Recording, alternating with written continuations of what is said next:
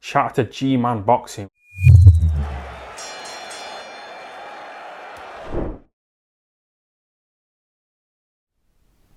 So in what was a weekend where we saw boxing in America, in New Zealand, we even had a fight card on in the UK, there was one fight over the weekend, which in my opinion is probably one of the best cures for insomnia you'll ever get. Joseph Parker versus Junior Fa, that is. Now, this fight, when it was first announced, I feared it would be a stinker. Right, that was what I thought originally when they announced this. I was like, oh boy, this has stinker written all over it. The closer it got to it, I thought to myself, no, hang on a sec. This is a big fight for New Zealand. It's a big domestic clash. Number 1 and number 2 heavyweight New Zealand. It's on pay-per-view over there. I'm thinking that we're going to see a show. I'm thinking Joe Parker is going to pull out all this. We're going to see the best of Joe Parker in this fight. We're going to really see him make a statement and show he wants back on the world scene. We didn't get that.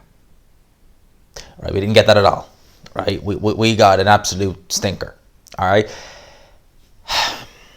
In my post-fight reaction to this, I was kind of talking about the scoring and this, that, and the other, but I really want to go and touch on Joseph Parker as a whole and why, to me, he is one of the most frustrating fighters, one of the most frustrating heavyweights I've seen in a long time.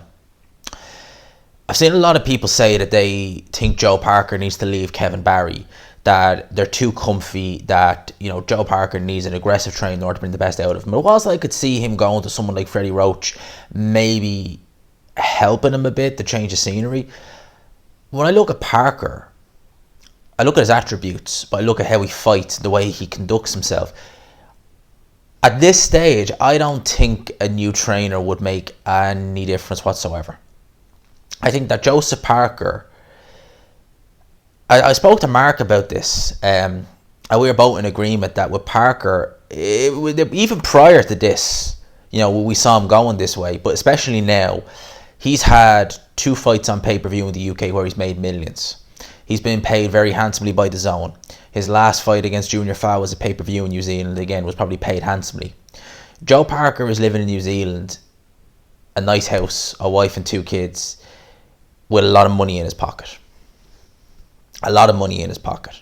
Is the hunger there? He's 29 years old. I mean, Joe Parker could be technically turning pro now. And, well, for argument, let's say in a hypothetical situation, he could turn pro now with a decent amateur career and we'd be saying, oh, he's only just starting. He'd have easily under 10 years in the sport. That's the way heavyweights are. They develop a lot later. Joe Parker was still young for a heavyweight, very young. He's young in general. 29 is not that old. And he's settled. He's made the bag. I think that Joe Parker is the most frustrating heavyweight I've seen in a long time. His feet are not the quickest, but they're quick. All right, he does plod a bit when he's a bit heavier in the high 240s, but when he's in the 240s, 230s, quick feet, decently quick feet. Top 3 in terms of fast hands. Decent punching power. Seriously, he does have decent punching power. Right, we don't often see it, because his punches can be tell, but he does have decent punching power. Very good chin. Excellent chin Joseph Parker has.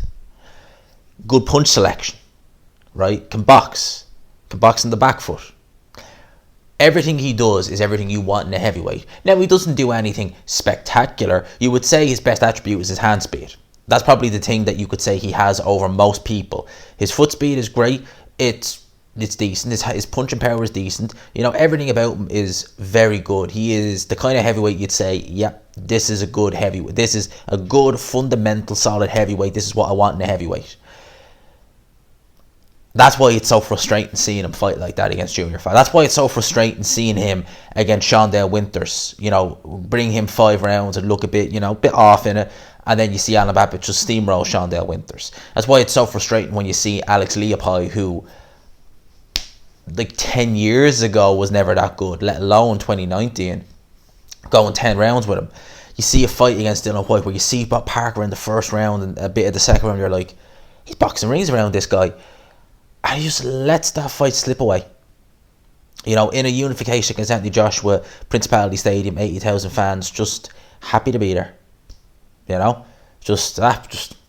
I'll let it go. At least I'm not getting. It's frustrating.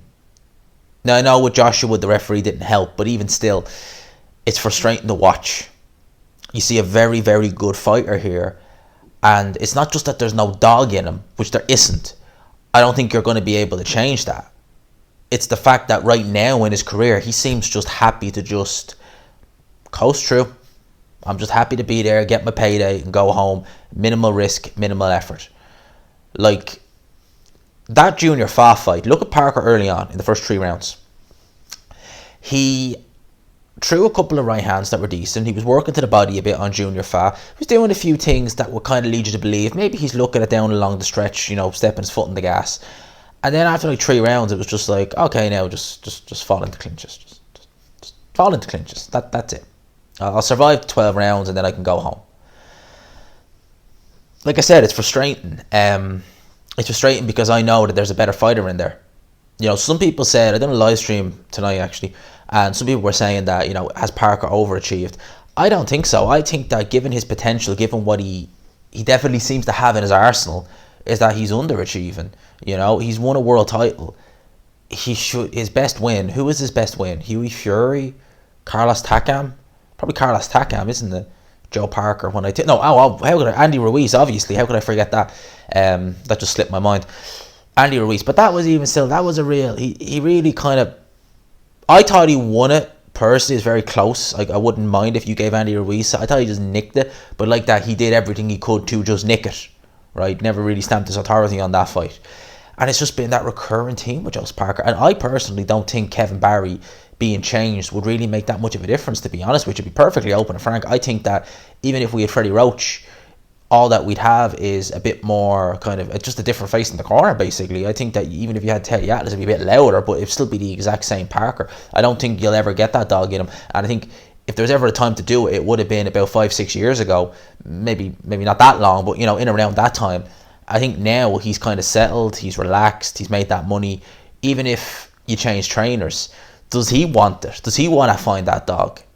You know, people are talking about a potential fight between him and Derek Chisora next, right?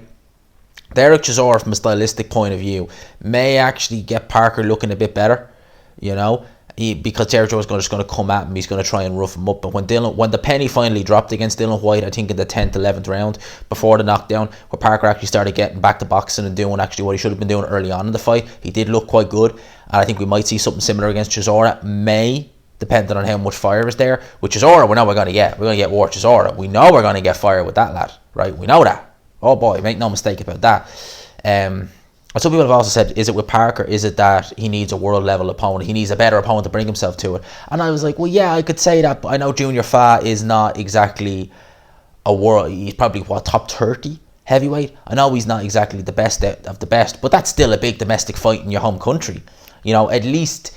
You know, I think because I look at it with British title fights, and even people who are at British level or maybe were at European level, it's still big to them being at that level, you know. So I thought maybe Parker and Junior Fa would have brought more out, but they didn't. And I suspect we won't see Joseph Parker bring more out. I think with Parker, he is going to be coasting to the remainder of his career, unfortunately. And that's why I've took him out of my top 10 heavyweight. You have him there for years. But what I saw at the weekend and what I've seen over the last few years leads me to believe that even if you changed up his training camp, his training setup, we are still going to get the same Parker, I believe. And this is, as I said, I've been critical of Parker, but the criticism is just the fight. You know, I've been complimentary of him too. I think his skill set is fantastic. That's why I get so annoyed when I watch him. And I know he can perform better. I know there's a better fighter in there, but he's just not doing it. You know? So, I thought I'd make this video. I'm not sure what I'm going to call this. Don't want to do as it has a big problem. I haven't done one of them in a while. I was thinking of calling it What's the Deal with Joseph Parker. I think that's actually a better fit. So I might actually call the video that. But lads, those are my thoughts on this. Let me know yours in the comment section below. I've got 2 questions for you. Joe Parker, Kevin Barry. Unlike me, do you think that actually changing up the scenery might actually help him? I don't. I think that Parker at this stage is collecting rather than fighting. Sorry, and what I mean by that is that he is going in there to get paid and go home. Obviously trying to win, obviously, but in terms of just going in there and, you know, win ugly, it's just win in whatever way I can and then go home. Winning ugly is kind of not an option. Do you think that Kevin Barry changing that up would change that? Or are you like me thinking, no, it's like that from now on? Also, if we do get Chisora next, which is likely, I could see that fight happening. Who do you got? I would honestly, right now, Chisora. Honestly, yeah, Chisora. I'm taking Chisora to win that fight. Right now. Seriously. I'd pick Chisora. I'd pick War Chisora. Let me know your thoughts in the comments below. Hope you enjoyed the video. If you did, lads, please smash the like button. Really, really, really genuinely does help. Subscribe, of course, if you're new, if you haven't already. Hashtag GMansRocks. All that good stuff, lads and lassies. I'll talk to you. Peace.